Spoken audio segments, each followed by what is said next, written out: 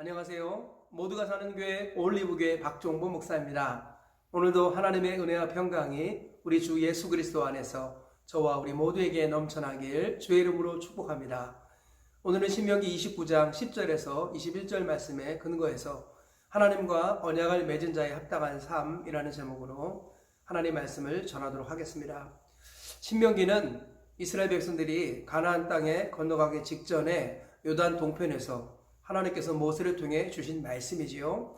신명기 말씀은 이스라엘 백성들이 가나안 땅에 건너가서 지켜 행해야 할 규례를 여러 가지로 말씀하고 있습니다. 안식일 규례, 제사장 규례, 레위인 규례, 11조 규례, 여러 가지 절기 등등의 규례들을 말씀하고 있습니다. 그리고 신명기 28장에서는 복과 저주에 관해서 하나님 말씀하셨어요.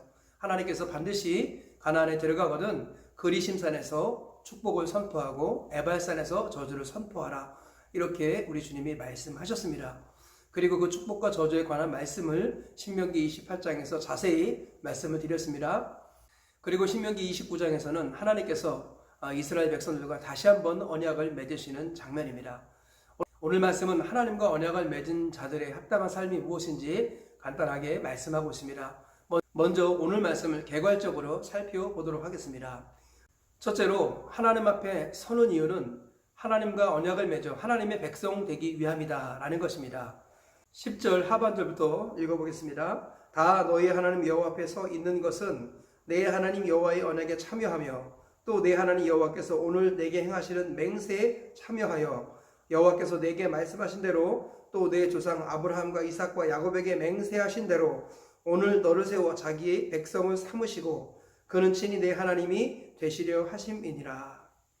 우리 주님께서 이스라엘 백성들을 다 불러 모으셨습니다. 모세 앞에 서게 하셔서 그것을 하나님 앞에 선 것으로 간주하시고 그리고 그들과 언약을 맺으시며 맹세하신 대로 그들의 하나님이 되시고 그들은 하나님의 백성이 되게 하신다, 이렇게 말씀하고 있습니다. 하나님 앞에 서 있는 이유는 바로 하나님과 언약을 맺고 하나님의 백성 되기 위함이다 라는 것이죠. 둘째로 하나님의 언약은 지금 있는 자뿐만 아니라 지금 여기에 없는 자도 포함된다라고 말씀하고 있습니다. 14절 이하에 이렇게 말씀하고 있습니다. 내가 이 언약과 맹세를 너희에게만 세우는 것이 아니라 오늘 우리 하나님 여호와 앞에서 우리와 함께 여기 서 있는 자와 오늘 우리와 함께 여기 있지 아니한 자에게까지니. 하나님의 언약의 말씀이 지금 여기 있는 자뿐만 아니라 여기 없는 자까지도 포함된다, 이렇게 말씀합니다. 즉 앞으로 태어날 후손과 장차 있을 교회를 염두에 두고 우리 주님이 말씀하신 것이죠. 세 번째로는 하나님을 떠나 우상을 섬기며 회개하지 아니하면 반드시 멸망할 것이다 라는 것입니다. 18절 이하에 이렇게 말씀하고 있습니다. 너희 중에 남자나 여자나 가족이나 집하나 오늘 그 마음이 우리 하나님 여호와를 떠나서 그 모든 민족의 신들에게 가서 섬길까 염려하며 독처와 수개뿌리가 너희 중에 생겨서 이 저주의 말을 듣고도 심중에 스스로 복을 빌어 이르기를 내가 내 마음이 완악하여 젖은 곳과 마른 곳이 멸망할지라도 내게는 평안이 있으리라 할까 함이라. 여호와는 이런 자를 사하지 않으실 뿐 아니라 그 위에 여호와의 분노와 질투의 불을 부으시며 또 이 책에 기록된 모든 저주를 그에게 더하실 것이라. 여호와께서 그의 이름을 천하에서 지어버리시되. 하나님은 마음이 하나님을 떠나서 우상을 섬기는 것에 대해서 염려하십니다. 만약 이 경고의 말씀을 듣고도 신명기 28장의 경고의 말씀과 그 전으로 수많은 경고의 말씀을 듣고도 마음이 하나님을 떠나서 우상을 섬기게 되고 그리고 그 마음에 이르기를 회개를 거부하고 남들은 어떨지 모르겠지만 나는 괜찮을 거야 하는 이런 마음을 품는 자, 그런 자를 하나님은 사하지 않으시고 그에게 진노의 징벌을 쏟아 부으시겠다, 이렇게 말씀하셨습니다. 그리고 그 이름을 지워버리기까지 하시겠다, 이렇게 말씀하셨습니다. 즉 이것이 오늘 말씀의 내용이죠. 이 말씀을 통해서 우리가 얻을 수 있는 교훈을 간단하게 살펴보도록 하겠습니다. 첫째로 하나님 앞에 서는 자가 하나님의 언약에 참여하는 자다라는 것입니다. 오늘 본문을 보면 이스라엘 백성들이 다 모세를 중심으로 서 있습니다. 그리고 그것을 하나님 앞에 선 것으로 하나님이 간주하시죠. 그리고 하나님 앞에 선 자와 하나님께서 다시 언약을 맺으시고 그들에게 맹세하시면서 내가 너희의 하나님이 될 것이니 너는 나의 백성이 되어야 한다라고 말씀하시는 겁니다. 여기에서 중요한 것은 하나님 앞에 서는 자가 하나님의 언약에 참여하는 자다라는 것입니다. 그런데 하나님 앞에 선다라는 개념은 1차적으로는 눈에 보이기에는 모세 앞에 서 있는 것이고 더 정확하게 말하면 하나님의 말씀 앞에 서 있는 것입니다.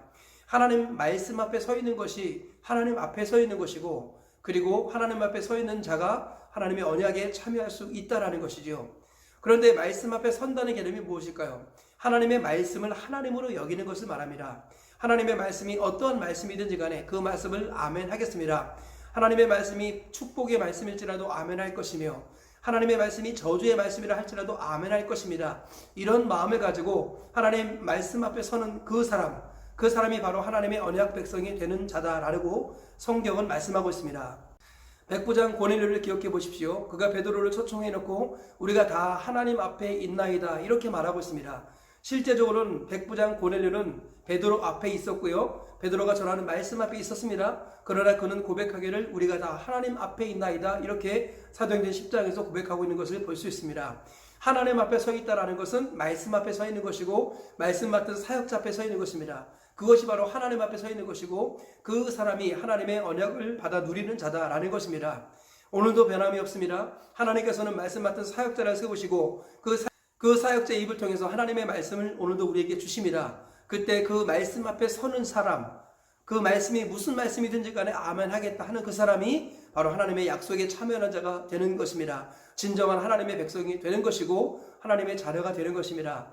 우리 인생에서 가장 중요한 것은 하나님의 말씀을 대하는 태도입니다. 말씀이 하나님이고 말씀이 나의 인생의 중심이고 핵심이고 본질입니다. 말씀이 이끄시는 대로 가겠습니다 하는 마음으로 말씀 앞에 서는 그 사람이 바로 복 있는 사람이고 하나님의 사람이라는 것입니다. 오늘 이 말씀을 기억하시면서 저와 우리 모두가 오늘도 말씀 앞에 서시기 바랍니다. 예배를 드릴 때 주의 정에 전하는 말씀 앞에 서시기 바랍니다. 큐티하고 묵상하고 또 성경을 암송할 때 하나님 말씀 앞에 서시기 바랍니다. 그 말씀이 무엇이라고 말하든지 간에 아멘 하겠습니다 하고 믿음으로 반응하셔서 진정 말씀 앞에 선자가 되어서 하나님 앞에 서 있고 하나님의 언약에 참여하는 진정 하늘의 백성 되시기를 주님의 이름으로 축복합니다.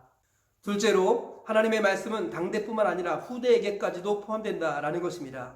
오늘 본문에서 모세를 통해서 하나님께서 말씀하시기를 이 말씀은 여기 서 있는 너희뿐만 아니라 여기 없는 자들도 위함이다 라고 말씀하고 있습니다. 하나님의 말씀은 지금 이 말씀을 듣고 있는 사람들뿐만 아니라 그들을 통해서 태어날 사람들과 그들을 통해서 구원받을 사람들까지도 포함됐다는 것입니다. 하나님의 말씀은 당대에게 주어진 것이 아니라 3대에게 주어진 것이고요. 이 3대라는 것은 수직 3대 신앙으로 바로 자기 자손들을 의미하는 것이고, 수평 3대 신앙으로 영의 자손을 말하는 것입니다. 하나님의 말씀은 육의 자손뿐만 아니라 영의 자손까지 포함되어서 선포된다라는 것입니다. 우리가 말씀을 들을 때 자기 자신만 염두에 두면 큰 잘못을 범하는 것입니다. 하나님의 말씀은 당대가 아니라 3대에게 주어지는 것이에요. 그래서 수직 3대 신앙으로 자기 자녀들이 하나님의 말씀을 듣게 해야 된다는 것, 그리고 앞으로 태어날 자손들까지도 이 하나님의 언약의 말씀에 참여하는 자가 되게 해야 된다는 것입니다. 동시에 자신을 통해서 구원받을 이웃들이 있습니다. 내게 드는 바를 충성된 사람들에게 부탁하라. 그들이 또 다른 사람을 가르칠 수 있으리라. 하나님께서는요, 나를 통해서 또 다른 이웃들이 구원받고 하나님의 자녀가 되길 원합니다. 수평 3대 신앙을 이루기를 원하시는 것입니다. 하나님의 말씀은 당대가 아니라 3대에게 주어진다는 것, 우리가 이 사실을 기억할 때 신앙생활을 결코 경솔히 할 수 없다는 것입니다. 교회를 절대로 함부로 정할 수가 없고 교회를 함부로 옮길 수도 없는 것입니다. 그리고 직장을 중심으로 신앙생활하는 것도 잘못인 것입니다. 하나님께서는요, 우리가 파송받는 것 이외에는 직장을 중심으로 신앙생활하면 망한다고 말씀합니다. 하나님은 교회를 중심으로 신앙생활하라고 말씀하십니다. 그래서요, 만약에 직장이 교회에서 멀어지는 곳에 선택이 되었다, 그랬을 경우에 하나님께 특별한 인도를 받아야 합니다. 하나님 앞에 기도하고 과연 그 직장으로 가는 것이 옳은지 옳지 않은지 하나님께 구하고 하나님의 응답을 받고 움직여야 하는 것입니다.